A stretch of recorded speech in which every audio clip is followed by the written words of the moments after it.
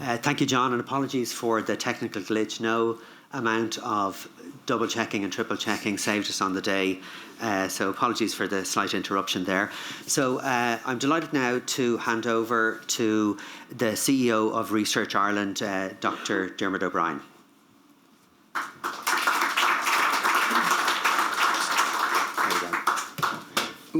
Thanks, Declan. I've gone old school, John. Thank you. So firstly, thank you, Fergus, for hosting today. My first time in the building, very impressive. Yeah, so I hope to be back many times. Thanks, John, and the team from ADAPT for also hosting and organising today. And of course, it's great to see so many people from across different parts of the kind of AI world here, be it the public sector, the private sector, and public representatives, the research and enterprise ecosystem. It's really great to see this kind of collection come together. I guess the obvious thing to say, which has already been said, is that AI is slowly, or maybe even not slowly anymore, taking over the world in lots of different ways. It certainly moves centre stage in terms of how technology is impacting our daily lives in ways that we might not have foreseen even a handful of years ago. And I guess that raises, in some ways, challenges. And I guess, as you were just talking about, John, these are the challenges that I guess will be discussed today, where we've got this uncertain geopolitical environment out there. We've got this uncertain understanding of how technology can impact society, both positively and negatively. And we're trying to find ways to shape that in a safe way that doesn't limit the innovation capability. So I actually find the framing that you had, John, really kind of inspiring in some ways, which is how we can think about regulation, as we often do in the negative, as a positive, and really begin to frame how we can use regulation to drive the innovation agenda for Ireland and Europe. I guess what I would say is that today what is great is that we have that combination of academics and policymakers and people from industry and public service all in the one room talking about these topics, and in many ways that's actually what's needed for us to harness the capabilities that we have as a country or indeed as a continent and think about how we can use that. I think this agenda is also a very relevant one to Research Ireland. What came through already in the conversations or introductions from Fergus and from John was very much about how AI can shape our kind of economic and social future. I would say just coming into Research Ireland over the last month, I would say that's very much at the forefront about how we see Research Ireland as a funding agency helping to think about its role for Ireland, which is how do we build a world-class research and innovation ecosystem here within the country and use that to support the long-term economic and social gains that we need as a country. And just like 5 years ago, where people would not have perhaps understood how the impact of AI would become so real to so many people so quickly. I remember when AI used to be big data or machine learning or so many other phrases that have now suddenly become something different. I would say that we probably didn't understand very well as a country the full impact of what would happen when we established agencies such as Science Foundation Ireland and IRC 20 years ago. Just to give you a couple of kind of figures that kind of bring that to life. Give or take 20 years ago, there was about between 30 and 40 industry partnerships happening in the country between our enterprise community and our university community. I mean, that number today, even looking at ADAPTS, is well into the 350, 400 numbers. So, you know, we kind of got 10x change in what we can see in our engagement between our university community and industry. About give or take 20 years ago, we were transitioning about 100 PhDs a year into industry. Now it's edging towards 1,000, you know. So these are the kind of things that happen when you put a sustained and committed investment in research and innovation, and you really begin to see a transformation that's happening within a country.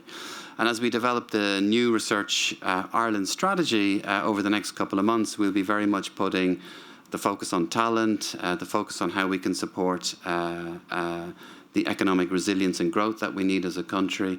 And of course, really thinking about how we can use research to inform and enable society in a much deeper way, be it around climate, be it around public policy, be it around areas like democracy, or all the other challenges that we clearly face today. So currently Research Ireland has about 200 active awards in the areas of AI, totaling about 340 million across 19 higher education institutions. So that's a huge kind of focus for us in terms of our portfolio in one domain space. I think an appropriate focus based on how important it is for the country right now.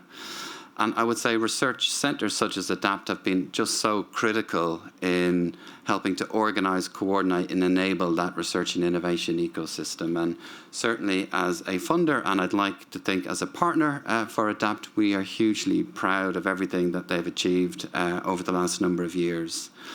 Just to give a context of what the research centres are delivering, specifically as opposed to just what ADAPT's contribution is, which in some ways John has captured.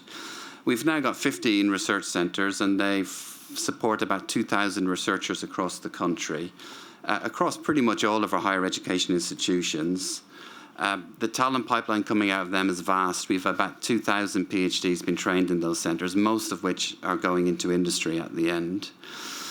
Obviously, research excellence remains core, and I don't think we should forget that. All of these centres have come through very rigorous peer review processes to be funded.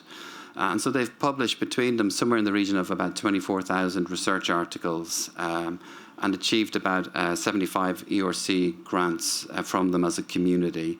They work collectively with about 900 companies, and between them they've leveraged about £1 billion, or €1 billion, I should say, of industry and international capital over the last decade or so.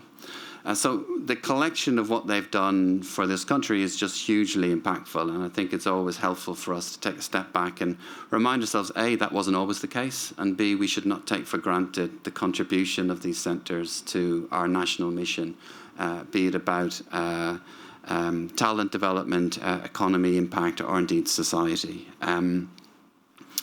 I would say that the way I like to think about the research centres now is something a colleague said to me in Research Ireland a little while back, which is that it is challenging within Ireland for all the constraints we have to envisage a world where we'd have, a couple of universities that could argue they're in the top 20 or 30 globally.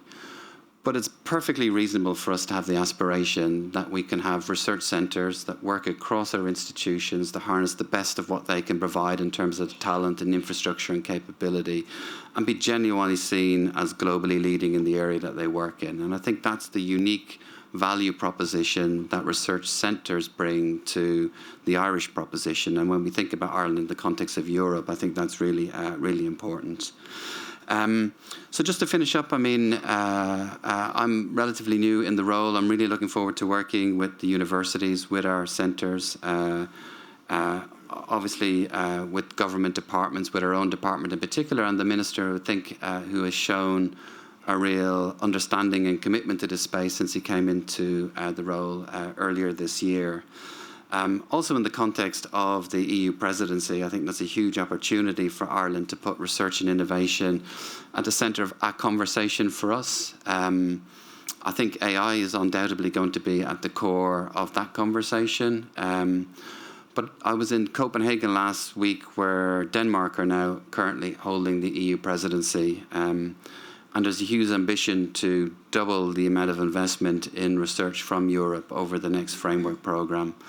And I think in the context of how Europe is thinking about research as an engine of enhanced competitiveness, enhanced differentiation, it does come back to helping us as a community think about how we can continue to make the case for increased investment in research on the ground here in Ireland, and what we would do with that investment to ensure that we deliver the value and the impact that will be, of course, a requirement for us to get and sustain that investment. So just to wish everyone a successful event today. Again, to thank everybody for organising it, particularly again Declan and Olivia, who've pulled a lot of this together. And I look forward to working very closely with ADAPT into the future. And yeah, thank you all so much.